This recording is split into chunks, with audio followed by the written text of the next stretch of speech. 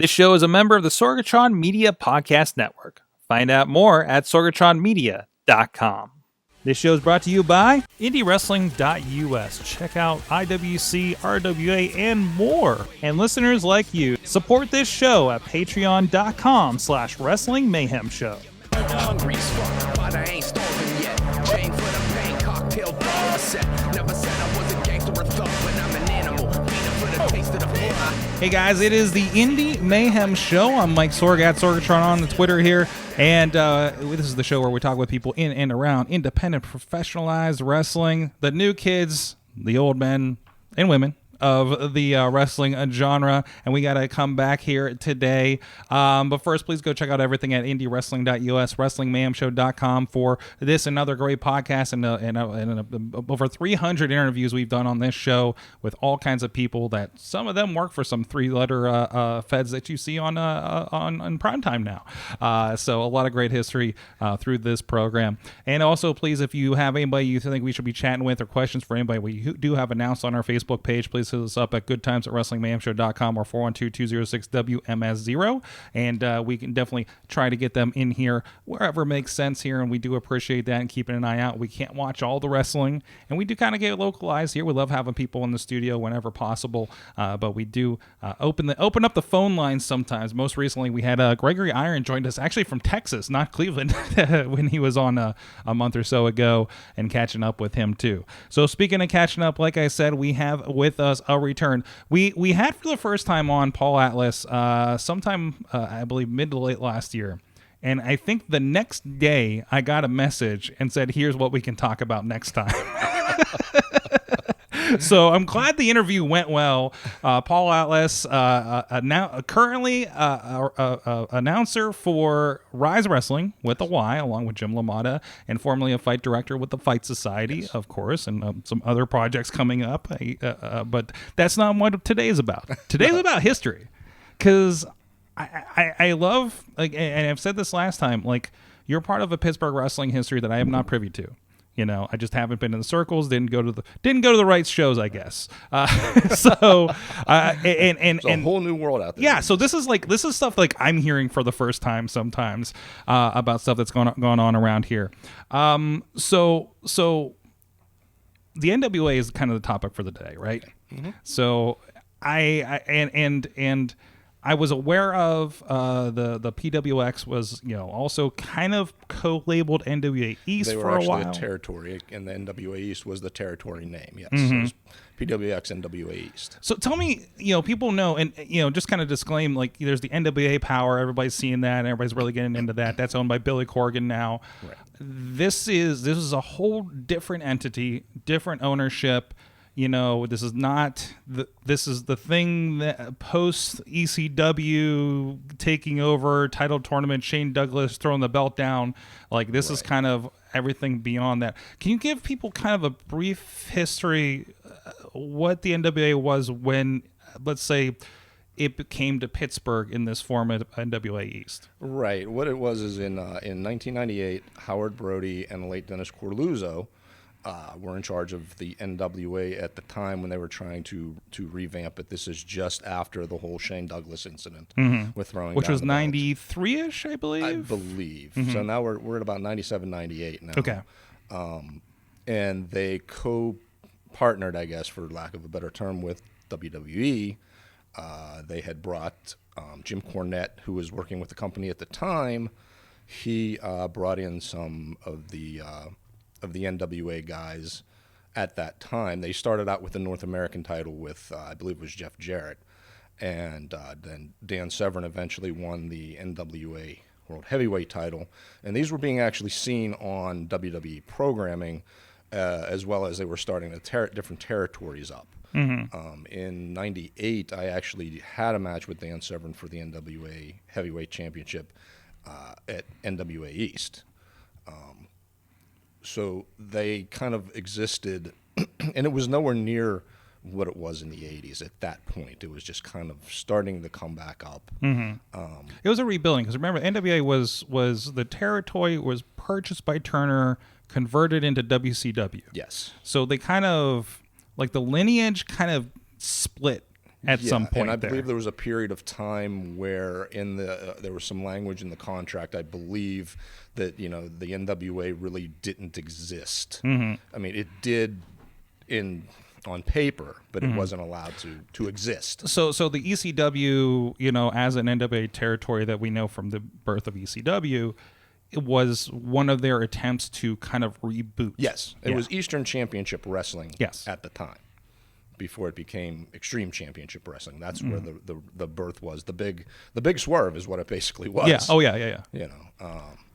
With Shane and everything. So they were kind of upset about that. Corluzzo kind of lost his mind over that whole thing. I don't know if people weren't familiar. He was pretty much sitting at ringside, listening to what was going on and watching what was going on, and he was sitting next to Todd Gordon, and he was pretty much saying he's shitting all over the belt. And no, it's going to be great. It's going to be great. And then obviously they pulled the swerve. Shane dumps the title, Extreme Championship Wrestling, and they went off. Yes. The rest of there is history, at least. Yeah. So, they got involved with the WWE in a way to try to get away from that and hopefully kind of bury that happened and revamp everything. And that kind of went on with the different territories from 98 to roughly around 2002. And then that's when the deal was struck with TNA, who's now Impact Wrestling. And basically they took over the championships at that time. So what did that look like? You mentioned NWA East was here in 1998. Was that what was PWX NWA East, or was that? Yes. Okay. Yes. PWX became a territory of the NWA. Okay. Jim Miller had signed on as a territory. So we were the NWA East territory. I think, if I'm not mistaken, it was Pittsburgh, the Southwest Pennsylvania area, parts of, I want to say Maryland, and maybe some of Ohio, because there were also some other promoters around, like the West Virginia, Ohio areas too. And this is all under the NWA East kind of banner. Well, no, there were different NWA territories. I see. You had territories in Virginia, you had territories in West Virginia. NWAs did just kind of stick around this area. They never really traveled much outside of the area, but they did own some other property, so to speak, as a territory. So, like I said, this went on until about 2002, and it really wasn't what it was. It just wasn't at that point. It had no real steam. You had a bunch of promoters who basically were buying into being territories, but a lot of them didn't have the stroke it took to really be anything. So it sounded like it was trying to use the playbook that worked through the 70s and 80s, but didn't have the strong promoters. No, you didn't have. It was not a full-time job being a professional wrestler at this point. It just these territories, these promoters were not paying livable wages and having shows on a nightly basis, and it was really still independent wrestling for the most part. But they just had the NWA name on their marquee. I'm guessing hoping to kind of spruce up the visual. Yes. Yeah. The NWA is back, but it never really gained steam. And then, like I said, the Jarretts came in 2002 and struck the deal with NWA Management at that time for the NWA name, so to speak. So that it was something where, and I remember that it was the old, the Tennessee or Nashville Fairground shows. That they're doing throwback shows here and there with the present Impact Wrestling, of course. But and I remember that was like, oh, they have the NWA belt. That seemed to be like, oh, okay, that's important, and they're on television, at least in this weekly pay-per-view fashion, eventually television with, I think, Fox Sports and Spike TV, if I remember my history right. So it was like probably the most visual thing for the NWA at the time. Because prior to that point, the only big NWA shows every year was the annual conventions, and none of that was televised in any way, shape, or there was no real TV for any of that. I mean, unless you had TV for your local promotion, which PWX had here locally. They did actually for a small period of time under the NWA banner. Because I noticed that even the 97, 98 stuff I've been privy to does not have any NWA labeling on it. It does not, but in '98, that match with Dan Severn was broadcast on TV. Really? It was broadcast on the television show. Yes. And again, that is a show that was nicely sandwiched between Shotgun Saturday Night from WWF and ECW at the time. So right. like, I mean, when we do talk about like that was the hot TV sure, period sure. for Pittsburgh wrestling. Sure. I guess the first post studio wrestling era, I would say. So yeah, and it was the first one with some type of name recognition because we were, like you said, we were in between two known entities at the time that were, a little bit, even though ECW was still kind of an independent thing, I mean, a lot of the guys in ECW also worked independent promotions because there still wasn't enough income just being ECW at the time, but they were still a little bit more, they were almost like a mid-major kind of a thing. Yeah. You know? So there was really not a lot of exposure at the time. And then my guess is they figured the TNA deal would be that exposure, but even though the territory still existed, your champions under TNA were all these big names, and nobody's going to bring those guys in. Nobody can afford to. Yeah. Right, exactly. Yeah. It's economic. So the NWA basically became TNA at that point, even though you still had territories running around. So, and you told me an interesting fact on that. So, of course, we're familiar with the tag championships and the world championship. Obviously, went with NWA guys like I think Ken Shamrock, R-Truth, Ron Killings, and that lineage is there. But now if you watch NWA TV, there's also a North American Championship, and you had some involvement with that. That title actually, it came to the NWA East territory through Quinn Magnum. He had gone down in 2001 at the convention show in Tampa, and he had got the NWA North American Championship belt. I believe the guy's name was Spider, was who had it at the time. Not a real big player in the game, more like a local to where he was, kind of a thing. But he had the North American belt. So that came to the Pittsburgh territory at that point.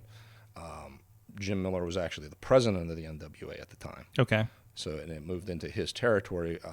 Quinn actually had gotten injured, and when it came up to the next convention show, he was not able to fulfill going to the show. This is when they were going to the TNA deal. Yeah. And at that point, the idea was to move that belt again to the TNA side. Yeah. Okay. The World Championship was already on Ron Killings at the time, who was already a TNA player. The TNA signed him up, obviously.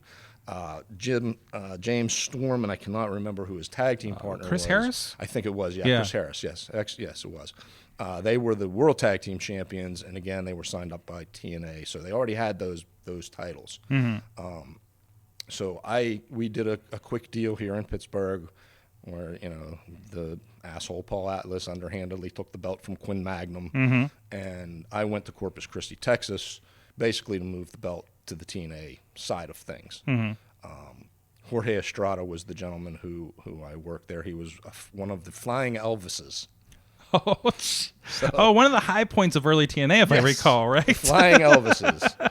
Yeah, funny, and it's kind of a funny story about that because leaving Pittsburgh to go to Corpus Christi, I kept my gear bag as my carry-on because I had the belt in it, and I was not about to take a chance that airports being what they were. That is a rule. Don't check your belt. Yes, if I recall hearing. And unfortunately, post 9/11, as it went through the X-ray machine, TSA decided they needed to get a better look at this. Here they are, taking all my gear out and all this, and I'm like, oh, what a pain this is. So that night when we were on the show and we were getting ready, and Jorge and I were in the back, and we went over things, and I said, okay, we come up with the finish, and I said, okay, now it's your job to get this thing back to your place through airport security. And he said, what are you talking about? I said, dude, you're winning the belt tonight, not just the match. And he was like, oh, wait a minute, we've got to change that finish. I can't do this the way. I said, dude, you're on TV every week. Just do your thing. Don't worry about it. Well, like my job is to get this yes, to you. My job is to make you look good and give this to you tonight. Yeah, Don't worry about me. Yeah. I'm fine. So they did that, and then after that, the belt basically disappeared. Yeah.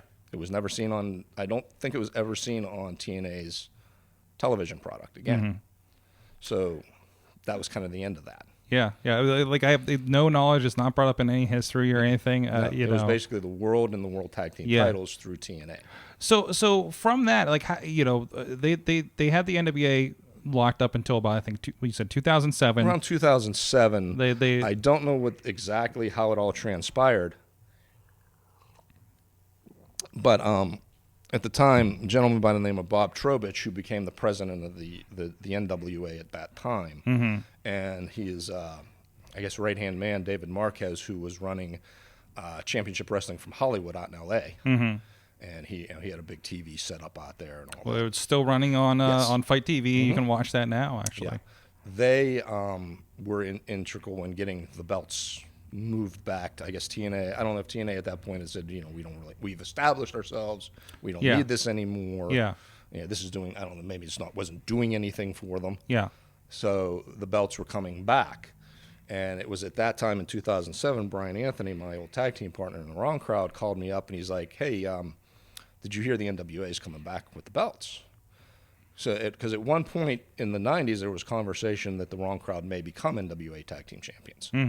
So I was like, no, I wasn't really aware of it at the time. And he says, well, what do you think? One more run? What the hell? Yeah, let's do it. In the meantime, in this period before 2007, like, it was still an NWA East territory. Yes, this still existed. The whole time the territories existed. Right. It's just the only thing the most of the board belts, the North American, that were not heard from, and the two major belts were all TNA. So it was just a bunch of different promotions called NWA whatever. So you were the NWA East champion, the NWA Midwest champion. We heard things like Wild Side and Yes. what, NWA Anarchy, I think, may have been a thing. So all those guys. Yep. Okay. So it was just kind of a bunch of different promotions called NWA. There was it was not like it was back, where you had the champion who traveled, the world champion who traveled the territories. It was, none of that was going on during the TNA time. So, but there was, like, so everybody hoped that they had maybe that would help their name value, because everybody does see NWA every week on the TNA. Yeah. Interesting. So, okay, and again, back to it coming back to NWA in Pittsburgh. Right. So like I said, we decided, we'll do. We were actually, I was still working at NWA East at the time. Brian was not, and like I said, he called me. He said, why don't we give it a shot, see what we can do? So I said, okay. And we were actually running the Atlas Wrestling Company gimmick at the time in NWA East, and basically what that was is I did a takeover. Okay. For the most part. I formed my own wrestling company inside the company. Okay. So, and a lot of this was both Quinn and I, doing this, where we would, at first we actually ran like half the show was NWA East, half the show was Atlas Wrestling Company. We had our own champion, they had their own champion. So it was like two shows in one kind of a thing. And then we did a runoff match where winner takes all. Yeah. And, I said to Quinn, I said, why don't we do something that nobody does? What usually happens at the big runoff at any takeover ranking, the good guys win the win. I said, let's not do that.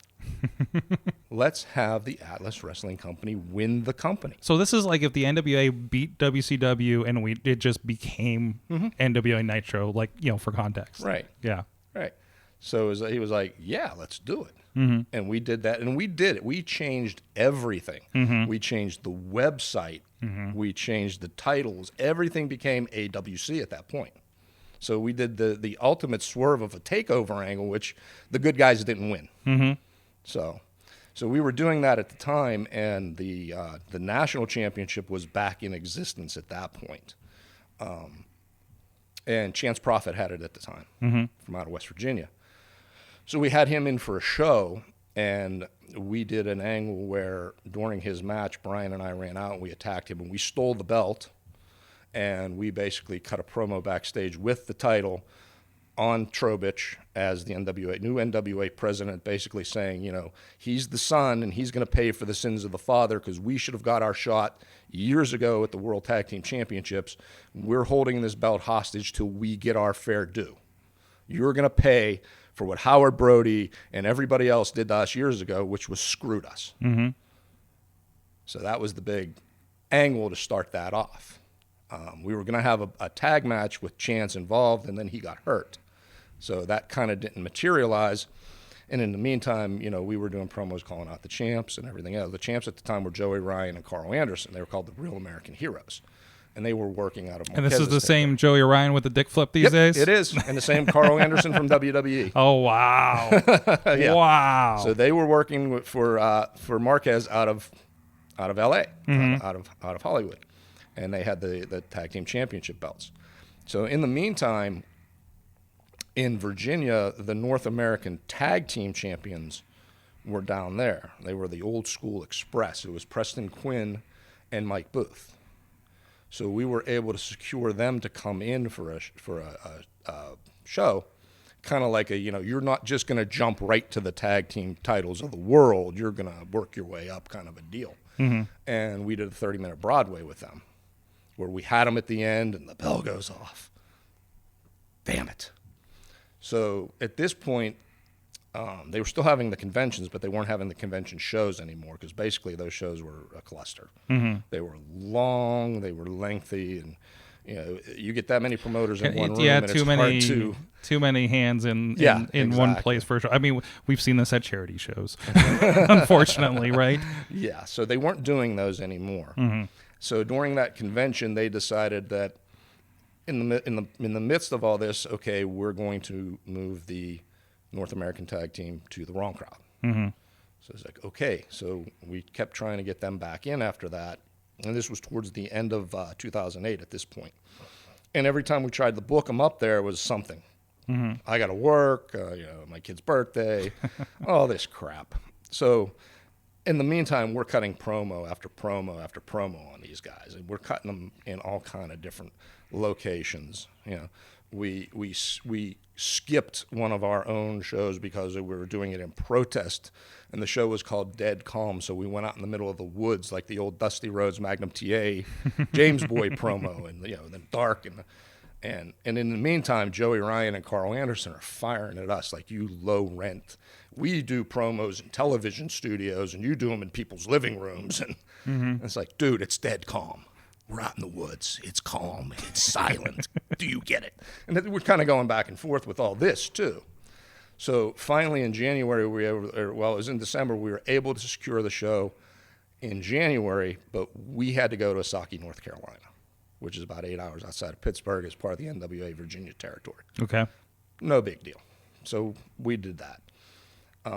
Rick O'Brien ran the Virginia territory. Rick's a real good guy. So we came in, and they were doing the NWA Worldwide program. It was, at this point, I think it was more of a streaming program, kind of the infancy of the streaming. So this is a streaming program in 2008. Mm-hmm. Wow. So it was kind of the infancy maybe of that. YouTube was maybe getting a foothold by then. It wasn't it wasn't an actual television show. Yeah. So we had to come in. We had come in, and at that same night, also up here, NWA East was able to secure Adam Pearce at the time, who was the world champion. So it was kind of like a trade-off. He comes in, we go there. He worked with Corey Graves at our place. We went down there to work with those guys. So we came in, and they're doing the NWA Worldwide thing. So they're saying, you got to do the pre-tape for the show when it shows. And you want to talk about the promoter giving you instant heat with the boys. So we do the pre-tape interview, and Rick's standing behind the cameraman, and we cut the promo, and he turns around to the entire locker room, and he goes, "That's how you do a promo, boys. Wrong crowd in one take." And we're like, damn, we're screwed. These guys are going to hate us. First thing in a territory. Yeah, and you first get night, that. Don't even know half these guys. Mm-hmm. They just showed all you up. Thanks, Rick. So we do the match, and obviously we went over for the belts. And at that time, they were starting to put out we want to bring the NWA back to what it was. We're gonna boost the NWA back up. This is what Trowbridge was saying. I feel like I hear this phrase a lot in wrestling yes, here and there. yes. We're gonna get back to the heyday. We're gonna get back to how it was. Mm-hmm. Well, the heyday is depending on where you're from. Yeah. What era you're from. Are we talking 30 years ago? Or are we talking? Yeah. For me, the heyday of the NWA is the 80s. Yeah. That's when they had the real good stuff. Yeah. In the 90s. And I think people forget, it took the NWA how many years of being the NWA to become 80s NWA. Sure. And of course, the advent of cable TV helped. Yeah. That. Because up until that time, it was all regional stuff. Yeah. You didn't cross over. Nobody knew about who, when a guy came into a territory, who's this new guy? Where did he come from? Right. Meanwhile, he's been in the business for 40 years. Yeah. So they were talking all this up. So we're like, okay, we can do that. So again, we're doing our thing. Joey and Carl are running us down for our cheesy promos in offbeat locations, and we're firing back with our own. You guys are just ducking us and all this stuff. And, they just kept saying, you're not famous enough to fly out here to be worth our time. And it was some good stuff. We were doing some good stuff. But in the meantime, as far as the territories go, nobody's knocking on the door. Nobody's booking the champions. Nobody wants to pay to book the champions. So this world country spanning title has been relegated to a regional title. Basically. Right. We had one rematch in Virginia with the Old School Empire. Mm-hmm. And here's to show you just how the state of the payment and everything else. Mm-hmm. We went down, and Brian's payment and my payment was he bought our wrestling licenses because you had to be licensed in Virginia. Yeah. Curtis Stevenson, who was our manager, had to pay for his license to be on the show. So he basically paid to be on the show. So that's where this, we're going to go back to how it was, but here's your pay. It's your wrestling license. And you want to be on the show, give me money for the license. So where are you going with this, dude? You're going nowhere with this. And other than that, it was in our backyard, basically, in the NWA East territory. Yeah. So it's like, this is crazy. These guys want this stuff, but they're not doing this stuff. Yeah. And I remember when we were having our discussions, probably in the flailing final days of NWA, or on our podcast, like us as fans trying to figure out what the hell is the NWA these days, right? Right. I recall these articles about these business practices of the NWA wanted X, Y, and Z from the promotions to use the name, and merchandising went through them and all these kinds of things. So it sounded more and more like a pyramid scheme in the long run. You had all these people paying the NWA to put the NWA name. It was like buying a Little Caesars franchise. Yeah. Basically, you're paying for the name, but it was up to you to make something out of it. But nobody had pizza that everybody wanted for $5 to build that into a real business. So, right. Because again, this is, wrestling was in a downturn in the 2000s. Yeah. I watched the Ruthless Aggression documentary. They talk about this.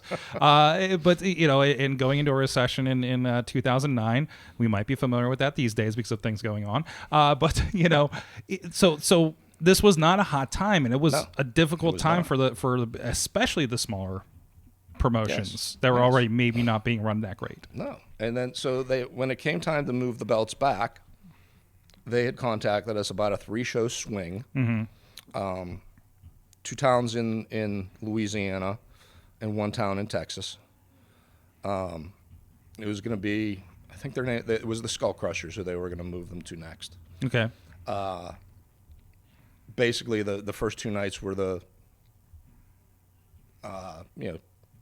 dry run. And then the 3rd night we're going to move. Were the Skull Crushers anybody of significance people out there would remember? No, I don't even remember who the 2 guys were, to be honest with and you worked them for a few nights. Well, no, we didn't actually. Oh, okay. That's where this starts to get really funny. So the deal was $50 a night They were going to fly everybody down and tour buses between the towns. Okay. And the hotel. So $50 a day is, you're losing money. So Brian actually had to pull out because at the time he was an independent contractor at his regular job. Yeah. No vacation time, so he was losing money big time by doing this. So we said, it's just not economical for us to do this. So we canceled out. We have no problem. It's not, we'll drop the straps. We don't care. It's just we can't do this.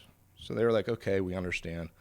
So then it came up to do it on a show in Michigan. So the conversation kind of went like this, and this is an email conversation because you don't have instant messaging at this point and all this. I think we might have been up to MySpace at the time. At the time, yes, exactly. Yeah. MySpace was the big thing.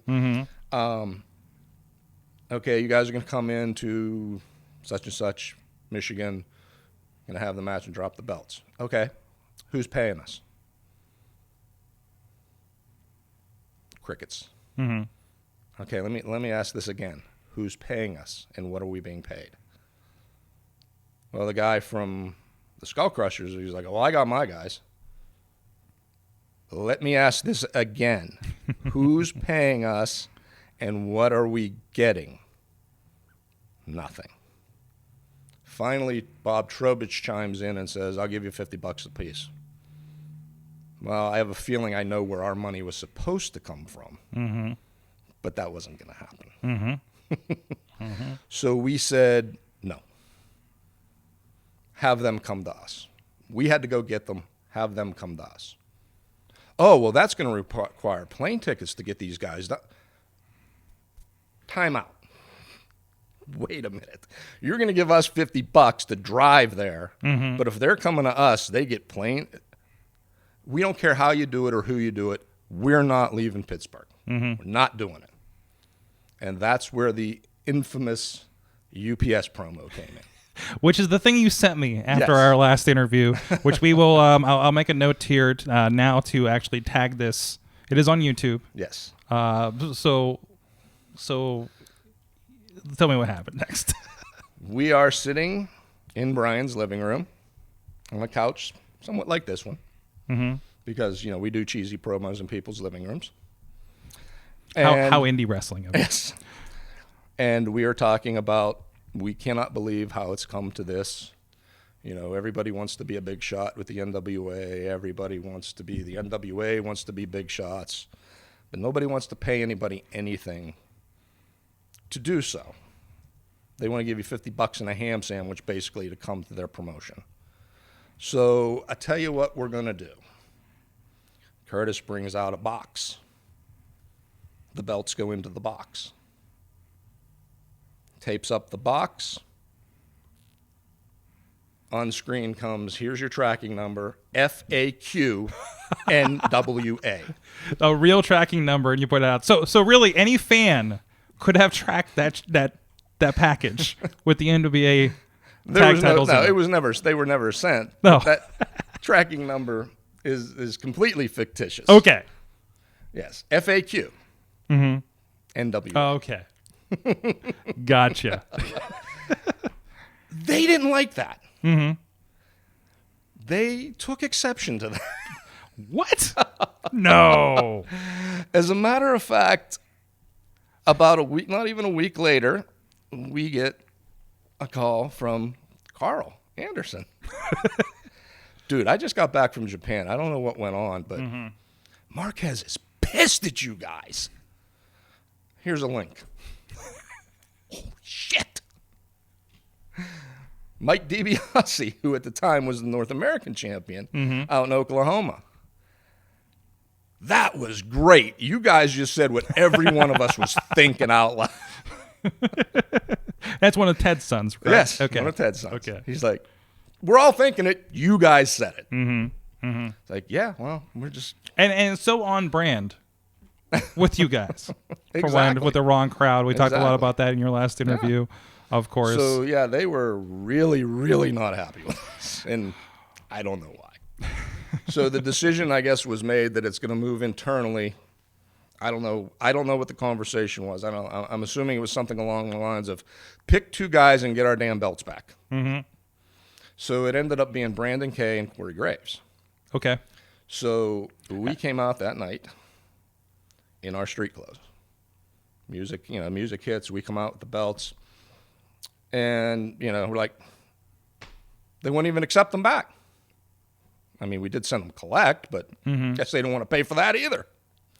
And I had a conversation with those guys, and I had a conversation with the music guy that night, because I said, basically, we're going to throw the belts down, and we're going to go to piss on them.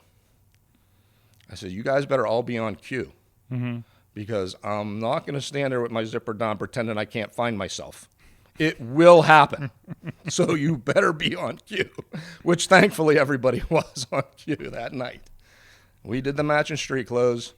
And what was really nice about it is Kevin Kelly was actually in that night and did the commentary. Nice. Nice background on the NWA and the different problems with what we were experiencing with the NWA. So I don't know if Jim was told, make sure you get those belts at all costs when that bell goes off, because I had told Curtis, I said, grab the belts after the finish and slide them in the ring to us. We're doing this our way. So he literally had to pry them out of Jim's hands, because I think they were that unsure I honestly think what they thought of when they saw that promo was Shane Douglas all over again. Which little PTSD as a company, I'm yes, sure. yes, Pittsburgh guys. Who'd have thought? We're notorious. Yes. Yeah. So the finish goes down. He gets the belts. He slides them in, and I cut the promo of, everybody's talking about how they want the NWA to be what it was. And I believe it was something like, I said, the Rock and Roll Express, because we're talking tag team right now. Rock and Roll Express, Midnight Express, Road Warriors, Anderson and Blanchard. That's my NWA. That is the NWA that I know and love. We're not going to be a part of this NWA anymore. You guys are the champions. Congratulations. We handed them the belts. Good luck to you, and walked out on our own terms. So we turned a completely crap situation into a big-time moment, basically, that these idiots couldn't figure out how to do. Yeah. And I remember Brandon taking the belt from me, and he's like, are you serious? Are you leaving? I said, yeah, I'm serious. Because I had the conversation with Quinn when we discussed it, and he had asked me where I saw us going after this, and I said, he went, you're not coming back, are you? I said, I got a sour taste. Well, it was already the one last run going into this. But it was, and it wasn't even so much that as it was the NWA itself. And I told Quinn, I said, this has nothing to do with you, believe me. I said, just dealing with these idiots for the last 8 months, I've had enough for right now. Yeah. We're going to fade away for a bit. We're out of here. We actually do have a question from the chat room in regards to this. This is a very important question along with this. Marcus Mann is asking, Paul, what equipment did you guys film Wrong Crowd promos on at the time? They get 2008. We didn't have, the iPhone was not a thing yet. No, we actually had a small, point and shoot video camera. Yeah. And on you tape. would have to download to the computer. Or not download, like play and record off, right? Yeah. Right. Yeah. To a computer, and then you could upload it to YouTube. Yeah. So yeah, I'm old, Marcus. Yes. So yeah, you're right. No, the promos were not shot on iPhones. Yeah. We had a point and shoot that we used. We used it to tape everything, and then we just, Curtis would take care of all the video, uploading for us. Because he was the one with the video and photography background of the group. Exactly. Of course, still doing photography these days. Yep. Responsible for the great rise in Indy cards that are trading cards that we see around the area these days. Yep. So he was doing all of that, and they really, I don't know, they got really upset about it. So it's like, we handed you want to be big time. We handed you a ready-made act. Force us to defend these things. Do whatever you want. Run with this. And all they could think of is get our belts back. They can't do that. So, and this was an ongoing thing. And I think, until I remember, Cole Cabana being with some NWA title stuff. And I can't remember if this was before or after Billy Corgan had taken it over. A lot of that was still under... Well, it was Trowbridge for a while, and then I believe another attorney, Bruce Tharp took over for a while. Yeah, I remember that name. He is the last one before Billy Corgan on a lot of because there was some kind of issue with the NWA management with Trowbridge, and don't know the ins and outs and don't really care. Yeah. I mean, there's rumors from reading this internet because that's reliable, but a lot of like people taking vacations and traveling, and like I've heard things about that. Yeah, on NWA money. So wherever that came from, I don't know. From the sounds of things. It's like everybody talks a big game, but when you try to give them the big, when somebody who knows a little bit about what's going on tries to help that out, and again, to me that was NWA 80s was the big time. That was the real life time for the NWA. Have you seen any of the newer NWA product that's being put out now? I've seen bits and pieces. I've never actually watched an entire episode. I've seen some clips like on social media. Certainly some aesthetic callbacks, it seems. So yeah, it's almost like the TBS format. Yeah. So whatever that becomes, like it seems like it's a very stylized thing. So as far as getting back to what made it good, let's face it. You have an entertainer in charge now. Oh, absolutely. Who knows a lot about this. Like I said, during this period in time, you're talking about attorneys running the NWA. Yeah, they don't really have that background. They're attorneys. No offense, David Lawless, but it just doesn't cut it. Well, it's good kind of with contracts, but that's about it. It's kind of the question mark that came through the WCW years, because it was there were people like they threw so many non-wrestling people at the wrestling company. Exactly. Like even wasn't like a former exec from Pizza Hut involved? Jim Herd. Yeah, that was the one who wanted Ric Flair to cut his hair and put an earring in and change his name and all this crap. To he's Ric Spartan Flair or something. Yeah, he's Ric friggin' Flair, dude. Yeah, he was the one who actually cost them the big gold belt because he demanded Flair give it back, and Flair said, "Give me my $25,000, my surety bond back." And he said, "Screw you."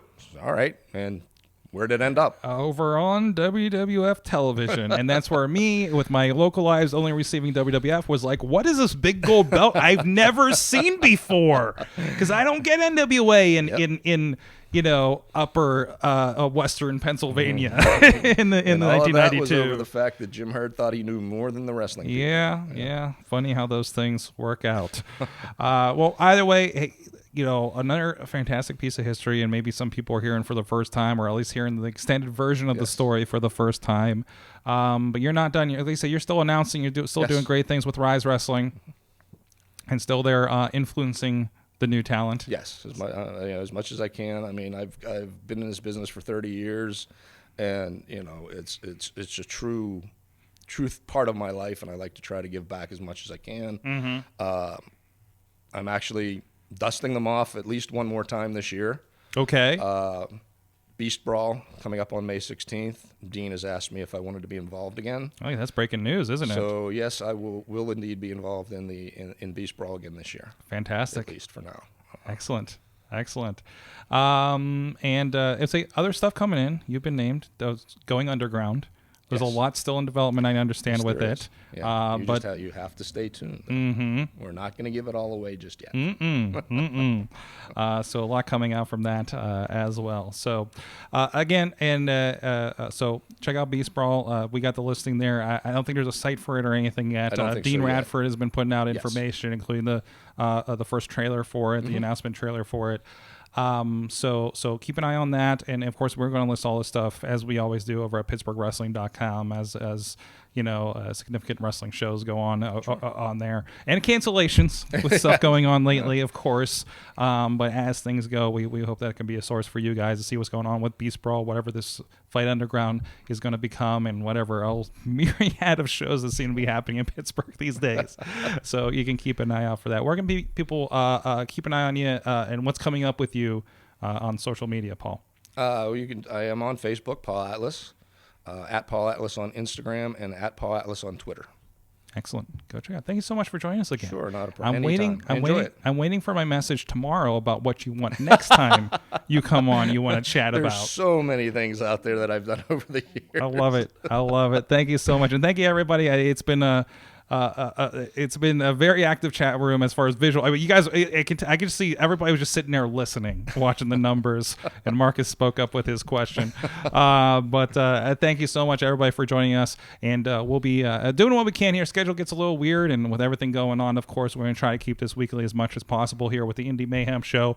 But again, if we don't have one for a week, there's plenty to check out, and there's probably something that you haven't heard. We've talked with so many people over the years on this podcast, and of course over at Wrestling Mayhem show, and of course a lot of great stuff happening over, and we can hear Paul's wonderful voice over at IndyWrestling.us and IndyWrestling.network. Thank you guys so much for joining us. We'll see you next time. Until then, please support Indy Wrestling. You know how I act now. If you got a problem, come and see if I'm a back down. Act wild. Steady sipping Jack now. This show is a member of the Sorgatron Media Podcast Network. Find out more at sorgatronmedia.com.